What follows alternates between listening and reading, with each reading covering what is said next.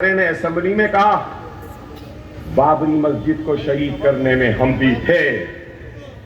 کیا یہ غلط ہے کہ بال ٹھاکرے نے کہا ہاتھ نہیں میرا پیر تھا؟ کیا یہ غلط ہے؟ 1992 اور 93 کے فسادات میں عزتوں کو عصمتوں کو لوٹنے والے کوئی اور نہیں شیو سینک تھے؟ کیا ہے یا نہیں؟ کیا بولنے کی بھی ہمت نہیں رہی آپ میں؟ کیا یہ لوگ نہیں تھے؟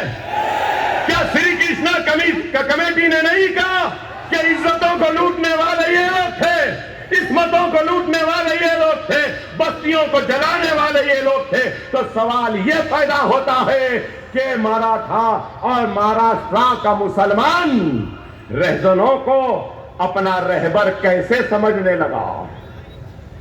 لٹیروں کو ڈاکوؤں کو اپنا ہمدرد کیسے سمجھنے لگا؟ ہماری عزتوں کو لوٹنے والے ظالموں کو محسن سمجھنے لگا؟ اس وقت کا ظالم، اس وقت کا رہزن، اس وقت کا زانی، اس وقت کا ظالم آج کا محسن، آج کا ہمدرد نہیں ہو سکتا. سمجھو اس بات کو، سمجھو اس بات کو. وہ مسلمان جس کے سینے میں دوسرے مسلمان کے دکھ تکلیف کا احساس نہیں، وہ میری امت میں سے نہیں، رسول اللہ نے کہا. وہ لٹی ہوئی عصمت و آبرو والی میری بہن چیخ کر کہہ رہی ہے، اے ممرا والو، مجھ پہ ظلم و ستم کرنے والوں کو تم ساتھ نہیں دینا. کیا دو گے؟ بلخیس بانو کو ریپ کرنے والوں کو رہا کرنے والے کون؟ سمجھو، خدا را سمجھو. اپنی آواز، اپنی طاقت، اپنا اتحاد، اپنی جماعت، اپنا نمائندہ، تب ہی اپنے مسائل حل ہو سکتے. خدا را سمجھو، خدا را سمجھو. اور ابھی 2-3 منٹ ہیں، اگر آپ کی منظوری ہے، اگر آپ کی منظوری ہے تو میں ایک بات کہنا چاہتا ہوں آپ سے.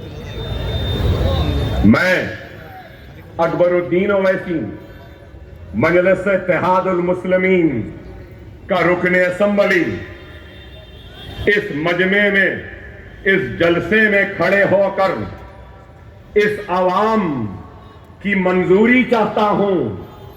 اور ریاست مہاراشٹرا وہ ہندوستان کے وزیر اعظم اور ہندوستان کے سارے ذمہ داروں سے یہ مطالبہ کرتا ہوں، یہ مانگ رکھتا ہوں اور یہ کہتا ہوں کہ محمد رسول اللہ صلی اللہ علیہ وسلم کی شان میں گستاخی کرنے والے اس گستاخ کو پولیس فوراً گرفتار کرے، جیل میں ڈالے اور اس کو قانون کے مطابق سزا دے. کیا یہ میرا مطالبہ آپ کو قبول ہے؟ قبول ہے؟ قبول ہے؟ تو زوردار نعرہ لگاؤ، نعرہ تکبیر، نعرہ تکبیر، نعرہ تکبیر. Hindustan, Hindustan, Bharat, Bharat, India, India. آپ کا اتحاد زندہ باد. قربان جاؤں اس محبت پہ، اس اتحاد پہ. صدقے جاؤں اس جذبے ایمانی پر. خدا را میرے پیارے بھائیوں، 20 تاریخ کے دن مجلس کا نشان کیا ہے؟ کیا ہے؟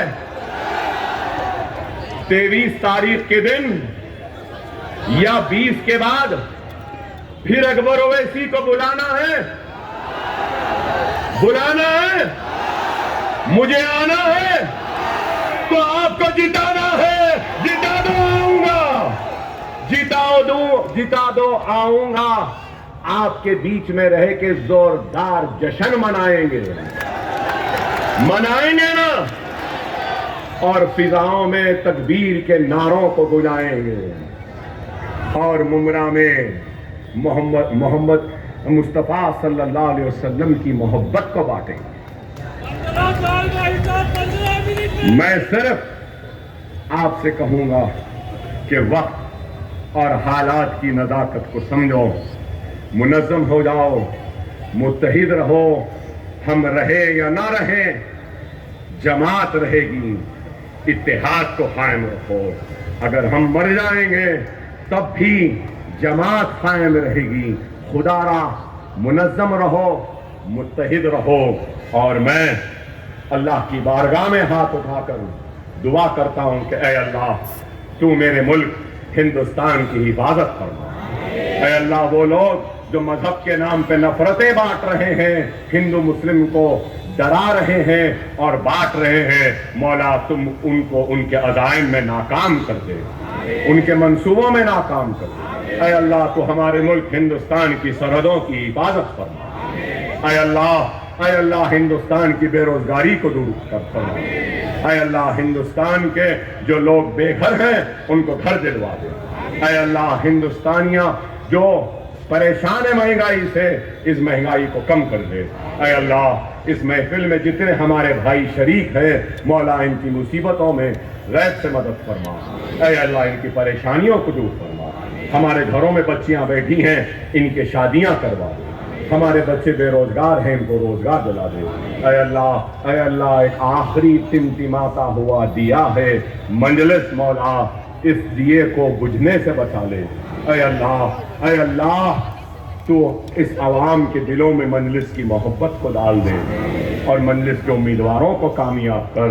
ऐ अल्लाह, रसूलुल्लाह की शान में गुस्ताखी करने वालों से मुकाबला करने की हमको ताकत दे, हमको क़ुव्वत दे। वाखिर दावाना अल्हम्दुलिल्लाहि रब्बिल आलमीन।